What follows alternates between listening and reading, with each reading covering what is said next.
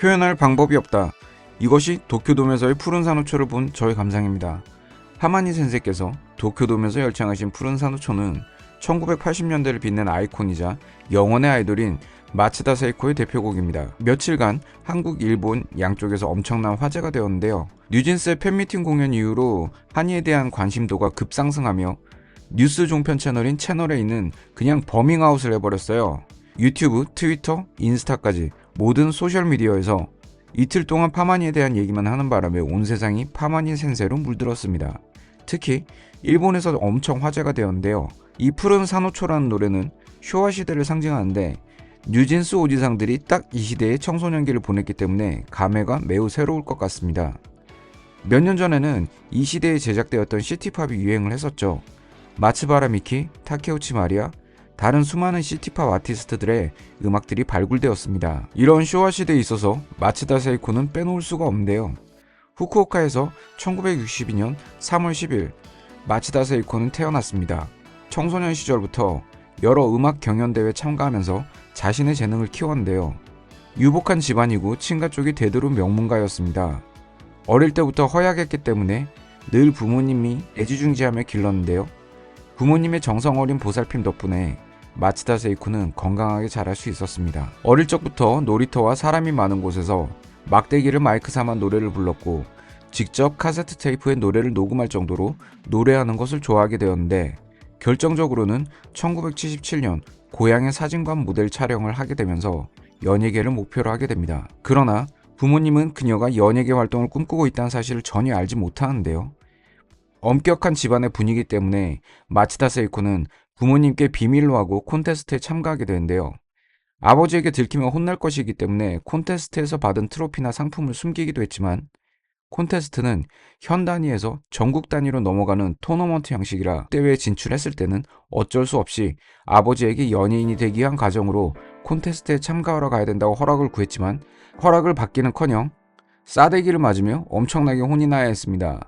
게다가 학교에서도 연예계 활동 병행은 할 수 없으며 연예계 활동 병행 시에는 퇴학 처분을 한다는 경고를 받아서 결국 콘테스트는 포기하게 됩니다. 그러나 CBS 소니 기획 제작부의 와카마츠 씨는 해당 콘테스트의 사무국으로부터 각 지구 출전자의 데모 테이프를 듣게 되는데 큐슈 지역의 출전자인 마츠다 세이코의 목소리에 충격을 받아버렸습니다.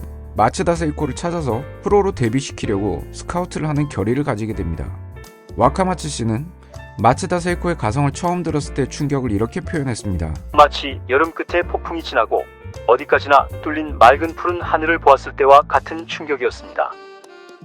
2022년 테이프의 사진이 공개가 되었습니다. 와카마츠 씨가 현재도 보관하고 있어서 와카마츠 씨가 마츠다 세이코의 목소리를 얼마나 귀하게 여겼는지 알 수 있었습니다. 천상의 목소리를 찾아낸 와카마츠 씨는 마츠다 세이코를 결국 만날 수 있게 되었고 와카마츠 씨는 마츠다 세이코의 아버지를 설득하려 했습니다.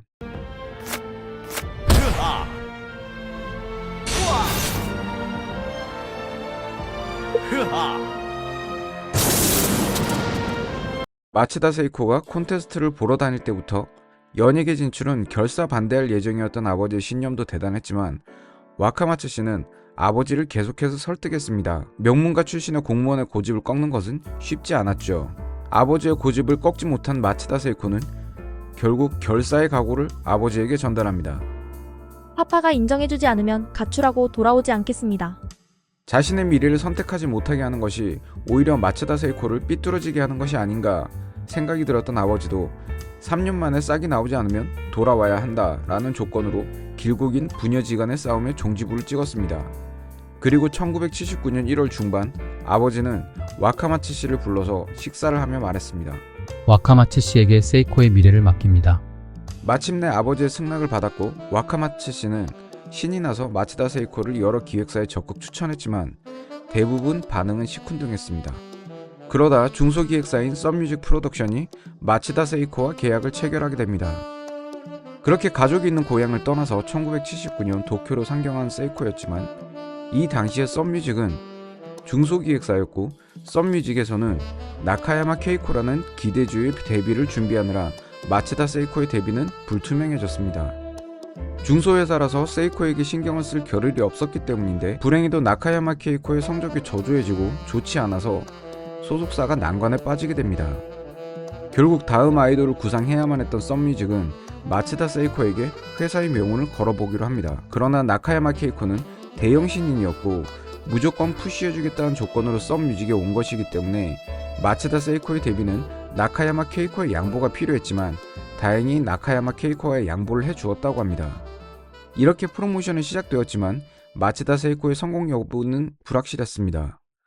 보통 당시에 일본 아이돌 가수가 데뷔하는 연령대는 10대 중반이었지만 마츠다 세이코는 데뷔하기까지 너무나 많은 장애물이 있었고 겨우 데뷔하고 보니 마츠다의 나이는 어느덧 20살이 되었습니다. 많은 어려움이 있었지만 첫 번째 싱글 맨발의 기적을 발매하자마자 5,000명 규모의 팬클럽이 생겼고 두 번째 싱글 전설의 푸른 산호초를 발매하고 마츠다 세이코는 슈퍼스타가 됩니다. 스타가 되었지만 마츠다 세이코는 절대 쉬지 않았고 굉장히 많은 곡들을 발매하게 되는데요.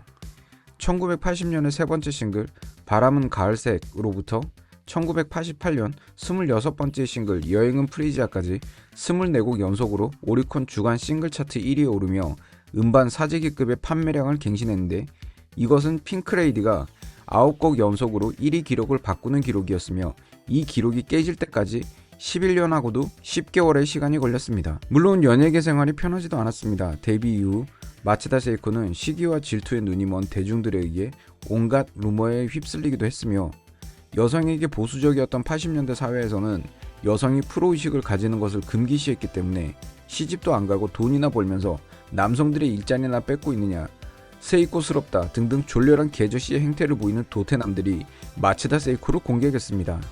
그러나 도태남들보다 마츠다 세이코의 팬들이 훨씬 많았죠.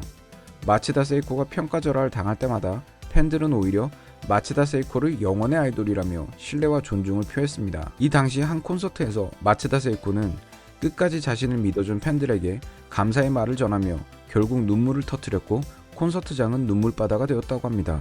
이후에도 팬들의 응원에 힘을 얻어 해외 진출을 하는 등 당당한 모습을 보여 이후에는 많은 여성들에게 많은 영감을 주면서 성공한 여성, 커리어 우먼의 아이콘이 되었습니다. 썸뮤직 프로덕션의 사장 아이자와 히데요시가 특히 마츠다 세이코의 프로의식에 대해 높이 평가했는데요. 마츠다 세이코는 마음만 먹으면 바로 실행에 옮기는 성격이었어요. 저도 그런 면이 있긴 했지만 세이코는 그 이상이었습니다. 마츠다 세이코의 프로의식은 결국 시기와 질투에 눈이 멀어버린 도태남들까지도 감화시켜 온갖 루머와 인신공격으로 힘들어도 부상이 있어서 휠체어에 앉아 노래하는 한이 있어도 팬들과의 약속은 절대 저버리지 않는 프로 중의 프로라는 평가를 내리며 자신들의 패배를 인정했습니다. 그리고 마츠다 세이코는 60세가 넘은 지금도 팬들을 실망시키지 않기 위해 활동 중인데요. 이렇듯 아이돌로 데뷔했지만 마츠다 세이코는 귀여운 외모와는 별개로 상상 이상으로 대단한 사람이었습니다. 인간은 같은 실수를 반복하고 역사는 반복된다는 우울한 말이 있습니다. 그러나 꼭 나쁜 것만 반복되지만 않습니다. 마츠다 세이코의 활동 경력을 들여다보면 살기 좋은 호주를 떠나 한국까지 와서 활동 중인 파마니가 자동으로 떠오릅니다. 이번 도쿄돔에서 뉴진스 멤버들의 단독 무대들은 각각의 의미를 가지고 있습니다. 많고 많은 아이돌 노래 중에 왜 하필 푸른 산호초였나 생각이 들어서 많은 지점들을 조사하며 또 이렇게 영상으로 정리할 수 있게 되었습니다. 마츠다 세이코가 데뷔하기까지의 많은 부분들은 뉴진스가 데뷔하기까지 겪은 일들과 상당히 흡사합니다. 수많은 루머, 부당한 대우 등등 많은 과정들도 닮아 있어요.